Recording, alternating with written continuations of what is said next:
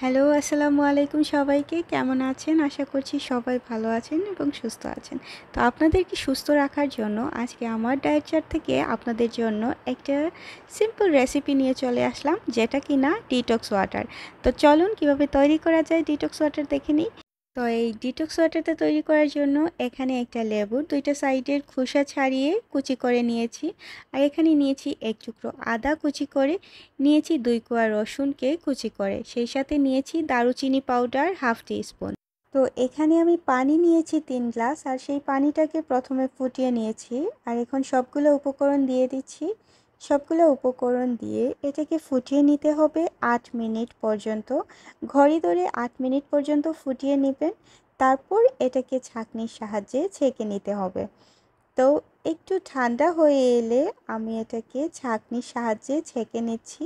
দেখুন খুব সুন্দর একটা কালার হয়েছে। আর এটা খেতেও কিন্তু খুব ভালো, খারাপ না। আর আমার তৈরি জাদুকরি এই ডিটক্স ওয়াটারটা আপনারাও রাখতে পারেন আপনাদের ডায়েট চার্টে। তো আজকে এই ডিটক্স ওয়াটারটা আমি মর্নিংয়ে খাবো খালি পেটে। এখানে আমি দিয়ে দিচ্ছি 1 টিস্পুন চিয়া সিড, আর সেই সাথে দিয়ে দিব 3 টিস্পুন লেবুর পানি। তো লেবুর পানি আর চিয়া সিডটা মিশিয়ে নেব। আর এটা কিন্তু সবাই ট্রাই করবেন। তো কেমন লাগলো কমেন্ট করে জানাতে ভুলবেন না।